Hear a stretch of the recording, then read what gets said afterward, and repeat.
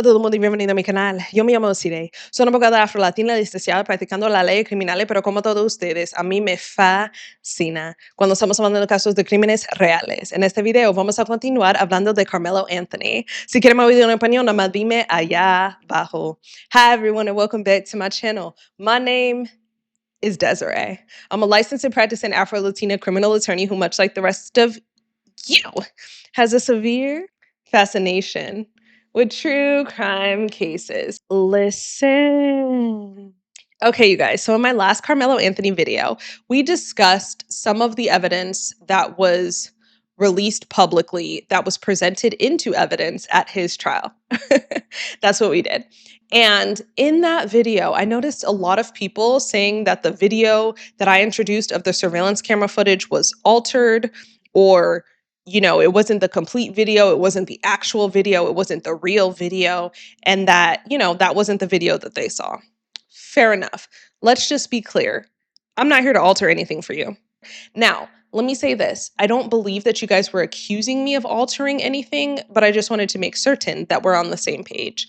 I received and obtained that video directly from Fox News, and I know because this case is highly political, whether you guys want to admit it or not, that Fox News might not be a reputable source for most, or some, or any, I don't know, whatever. Since then, I went on and I asked many of you guys to provide me the real video, the actual video, the link to the video that you guys were referencing that you saw. And quite frankly, none of you did that. None.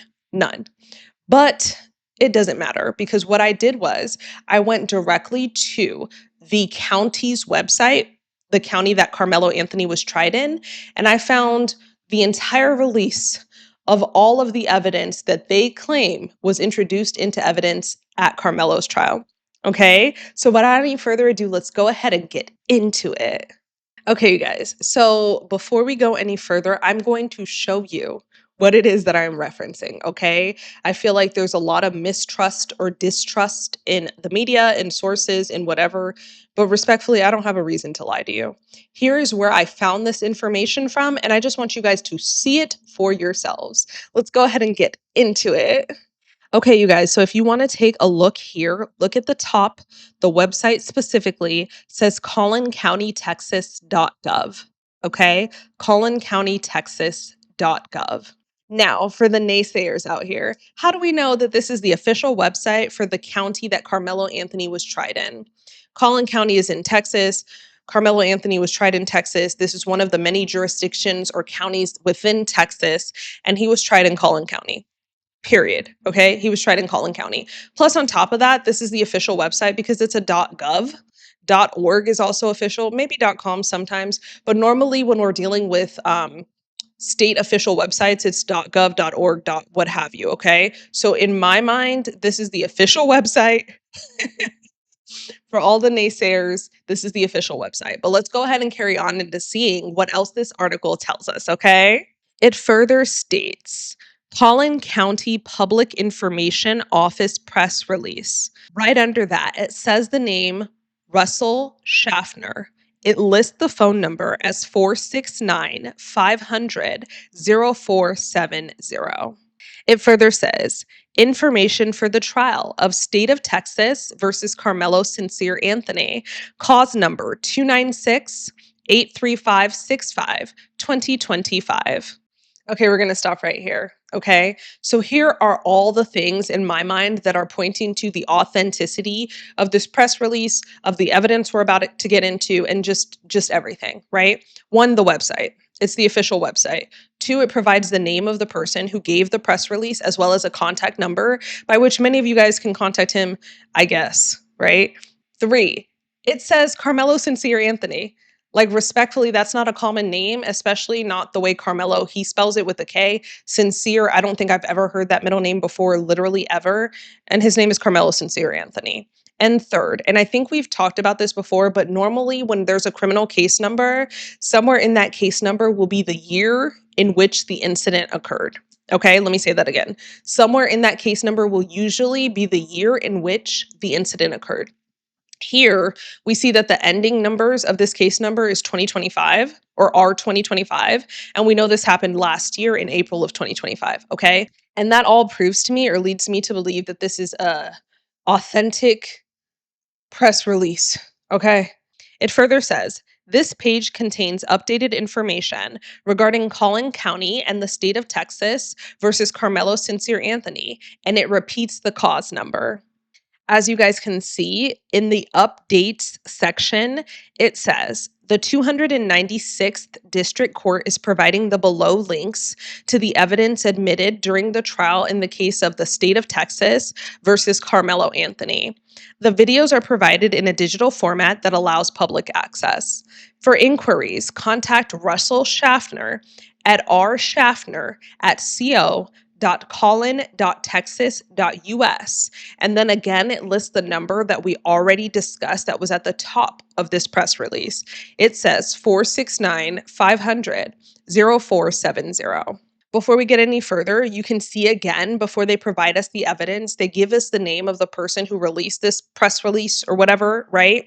As well as the phone number that they previously provided at the heading. And then they provide his email address as well for contact, okay? Now let's go ahead and get into exactly what evidence they're talking about. So as you guys can see here, it says exhibits. There is a zip folder for the photos, one for audio, and then 4 separate ones for groups of different videos. You'll see video group 1 through 4. So 1, 2, 3, and 4. Okay. I will tell you guys this, that I downloaded every last bit of evidence that's been provided to us here. Okay. I've downloaded every last bit of it. And I know a lot of you guys were like, well, Desiree, the video that Fox News shared with you, that you then shared with us, shared with the general public, that you then shared with us, was some way altered or didn't complete the video or didn't complete the narrative, whatever, okay? What we're gonna do in this video and subsequent videos where we're talking about the evidence that was introduced into Karmelo Anthony's trial is we're gonna introduce all of it, every last minute of it, whether it's relevant or not, whether there's a lull or not, whether it's just a trickle of rain falling or not, whether Austin or Karmelo are captured in the video or not, whether anyone in their party was captured in the video or not. We're gonna introduce every last minute of it, every minute. And I'm going to link this exact website down below for you guys to see it for yourselves as well, okay? Because I am getting this information from these sources, period. And if there's any dispute as to the authenticity of the evidence following these subsequent videos, I don't know what to tell you. The dispute is yours, okay? The dispute is yours to have. But let's go ahead and carry on. Okay, you guys. So in looking through the photos folder, there's separate photos for both the prosecution and the defense exhibits. I'm not going to talk about that in this specific video because I want to focus on the audio recordings and at least one video. The reason I say one is because the videos are somewhat lengthy, right? And like I said, I'm not trimming anything out of it. You're going to see the entirety of it. So because of that, I'm just trying to make sure that these videos where we're discussing Karmelo's evidence doesn't or don't get too lengthy, okay? So let's just talk about what's in the audio folder super quickly. Okay, so within the audio folder are 2 separate files. Each of them is a 911 call. The first 911 call was placed by the person who I heard identify himself as Nathan, but in this specific folder, they identify him as Mason. 911 call Mason is what it says, right? I heard it. I heard the 911 call taker say Nathan, but whatever. Let's assume his name is Mason for purposes of argument and authenticity because that's how they identified him here. Okay. I listened to the entirety of the 911 call that Mason gave or that was downloaded from this specific folder right here. And I can tell you that that 911 call sounds identical to the one that I included in my prior video. Okay. It's a little over 3 minutes long. I think like 3 minutes, 17 seconds or 3 minutes, 27 seconds, something like that. We hear everything that we heard in the last 911 call that I shared with you guys. I think the only inclusion is maybe a portion at the end of the call that said the date and time. I think that's really it. But without any further ado, let's go ahead and have you guys listen to this 911 call yourselves.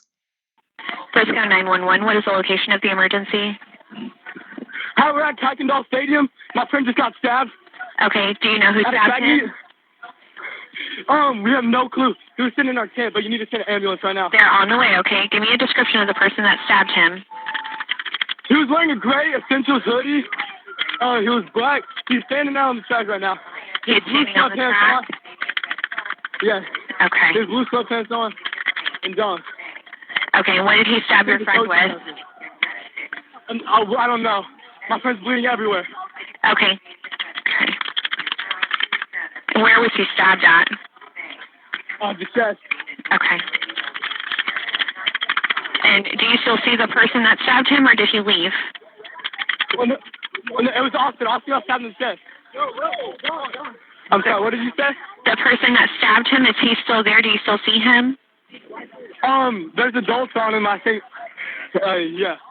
There's adults that are trying to keep him there? Know who he is. Sorry, what?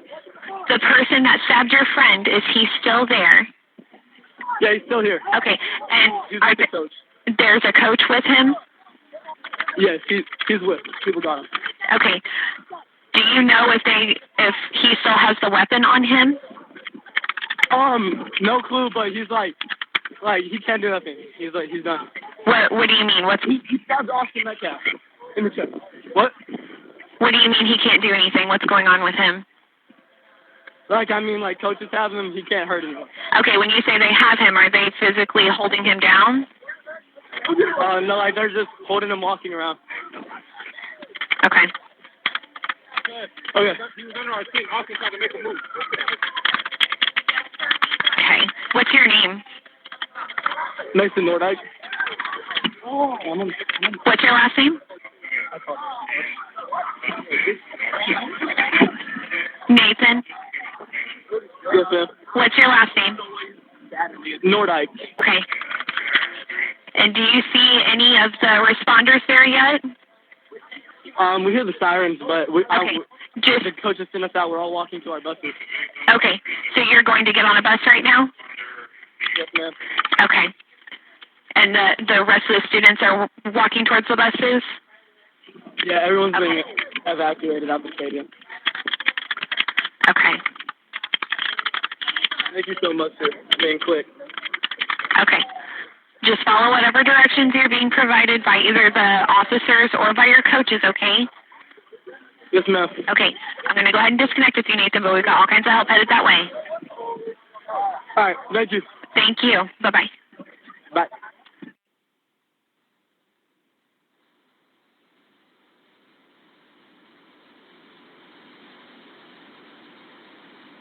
(10:05 a.m. 54 seconds, April 2, 2025).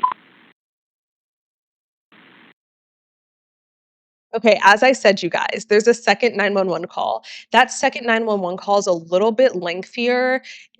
I don't know why I said a little bit. It's double the time. It's about 7 minutes and I think 27 seconds.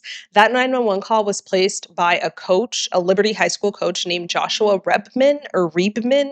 I don't know how to pronounce his last name, but he placed the call and he was with Austin and he was asking the 911 call taker for assistance. And I will tell you this, my opinions on this call are that call was kind of heart-wrenching because unlike the call that Mason or Nathan placed, this 911 call was of the caller, so the coach, directly speaking to Austin in his last moments of life. So that was kind of chilling. Don't quote me on what he said, but I believe it was something to the effect of, "Can you hear me? Stay with me," or something. In the beginning of the 911 call, he told the call taker that Austin was not breathing. And then at some point during the call, he said he was breathing just a little bit or something, asking people to hurry. Anyways, I think that this 911 call is chilling, it's heart-wrenching, it's emotional, you know, it's all of those things. It's also my understanding that the coach, Joshua Rebmann did testify at trial. I have no opinions on his credibility because I wasn't able to see his testimony. But I will say, yeah, those are just my initial thoughts about this call. But go ahead and take a listen and let me know what you think. 10:02 a.m. 19 seconds, April 2, 2025. First 911, what's the location of the emergency? I need paramedics at Kirkendall Stadium right away. Okay, what's going on? I have an athlete that was stabbed. He was stabbed? Yes. Okay, where's the person who stabbed him? I don't know. Okay, where in the stadium is he? We are on the visitor side bleachers. We have Army veteran that's trying to keep compression on the wound. Okay. Are you with him now? He is laying here. How old is he? Starting to go unconscious. How old is he? High school age, so maybe 15, 16, 17. Okay. Is he awake? No, he's going unconscious. Okay. Is he breathing? Not right now. Breathing? No, he's not. He's not breathing at all? No. Okay. Where was he stabbed at? In his chest. Okay. I've got them coming, okay? Stay on the phone with me, all right? Okay. Is the assailant still nearby?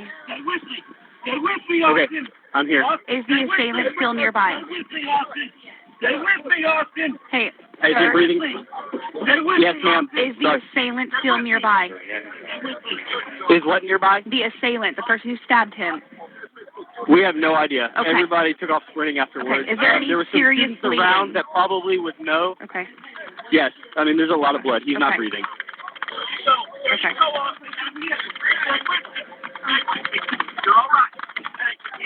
Did anyone see what he looked like at all? The assailant, I'm sure that some students know, but everybody has been removed from the scene. Okay. All right, just stay on the phone with me, okay? Because you're right there with him. I'm sending paramedics to help you now. Stay on line to exactly what to do next. Is the knife still inside of his chest? No. Okay. All right. I'm keeping you on the phone, okay, like I said. I'm going to tell you to stop the bleeding. Listen carefully to make sure we do it right, okay? Okay. Get a clean, dry cloth or towel and tell me when you have it. Hey, we need a clean, dry cloth or towel. We need a dry cloth or towel. We have an AED here. Okay, we want to get this bleeding stopped if we can. Is he breathing at all right now? We need the bleeding stopped. Dry cloth or towel. I'm on the phone. Okay. Is he breathing? He is not.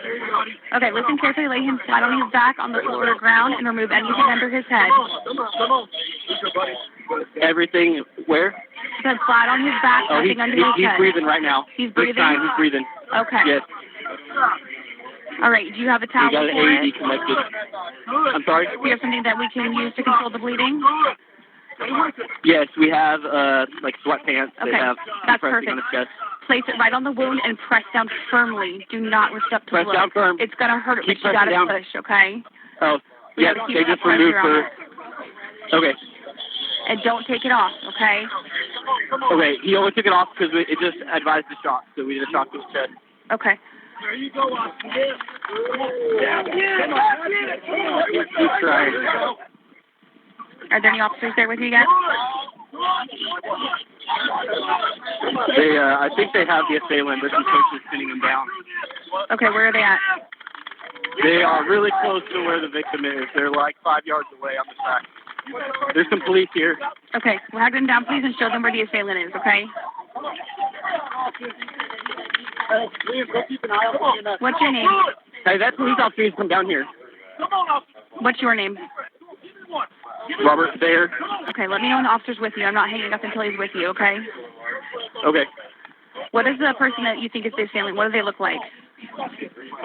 Hey, was that the kid that? Hey, that wasn't him? Somebody else? That wasn't him? Centennial kid?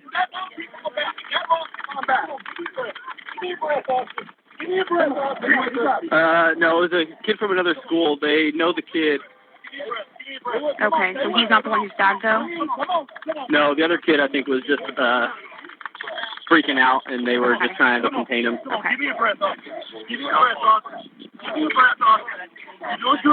You're doing good. Let me know when they're with you, okay? Like I said, I'm not just interviewing until they're with you. Let me know if you stop the breathing, okay? I heard that breath. Okay. Come on, Austin. Come on, Austin. That's it. Come on, baby. Come on, you got this. Come on. Okay, we got the suspect, okay? So you guys just focus on him, okay? Okay, thank you. Come on. Every once in a while there's a breath that he's here. Come on. I'm going to keep you with me, okay, until they're with you. Is he breathing still? He's trying, yeah. We're doing compressions and giving him mouth to mouth. Okay. Come on. Come on. Hey, they're doing CPR on him. Keep going. Fight through. Fight through. Okay, just keep going, okay? Come on. Yes, ma'am. Come on. The medics are coming as fast as they can. Just keep me updated, okay? Come on. Yes, ma'am. Fight through, baby. Fight through, Austin.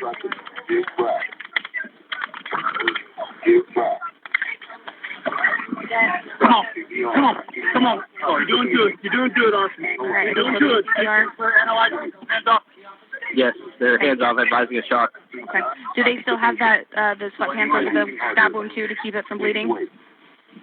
They have some dry cloths over it right now, and then they're putting the sweats on top during the compressions. Perfect.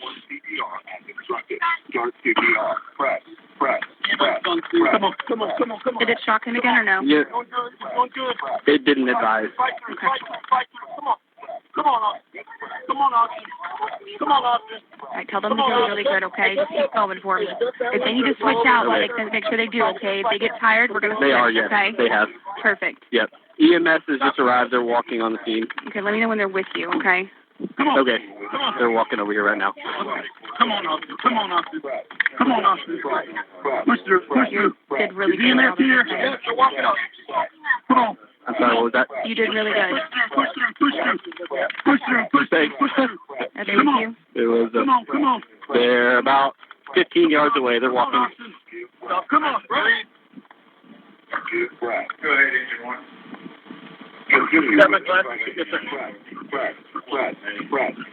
Okay, they're walking up to us right now. Okay, I'll let you go. Good job, Robert. Okay, thank you. Bye-bye.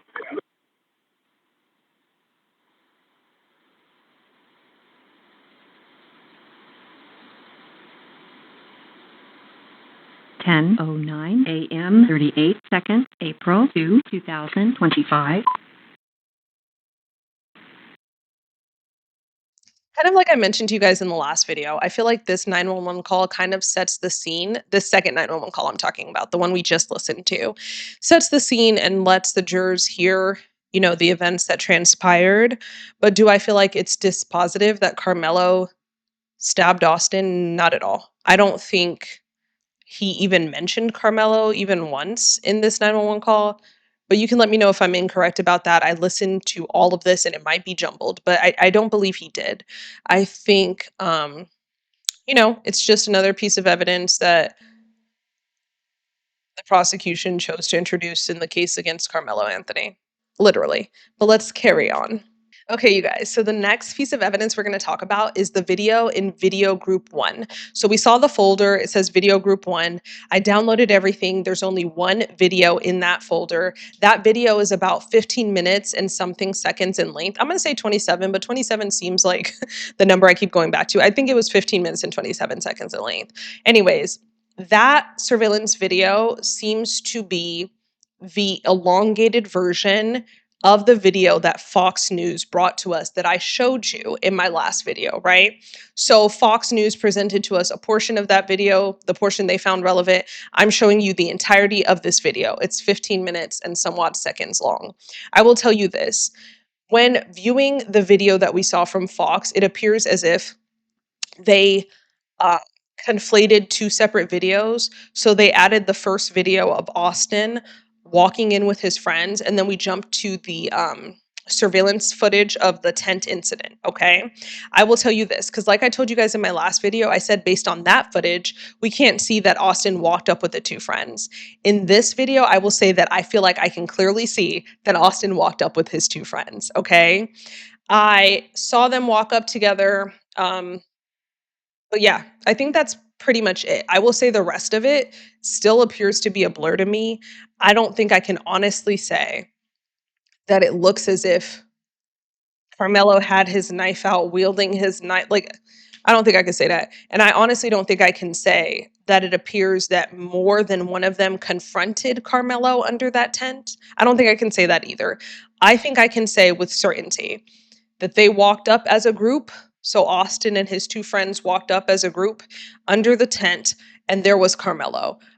As far as the actual altercation or the physicality is concerned, again, it just looks like a blob to me. But go ahead and take a look for yourself of this 15-minute long footage, 15 minutes something seconds, and let me know your opinions.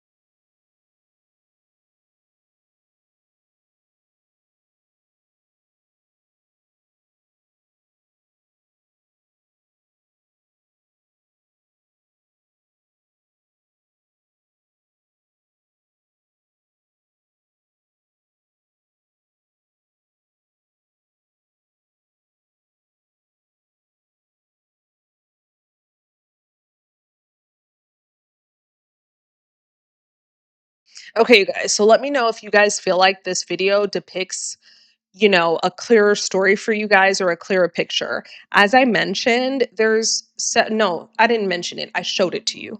There are separate videos that we're going to discuss in subsequent videos. I just want to make sure that this specific video doesn't become too lengthy just because we're talking about a lot and the footage is quite lengthy. Okay. Anyways, let me know your thoughts down below. Before I let y'all go, I will say this. Regardless of if people want to conceptualize it this way, I think that there will be naysayers on each side, no matter who says anything about this case, because in my opinion, it's a really polarizing case.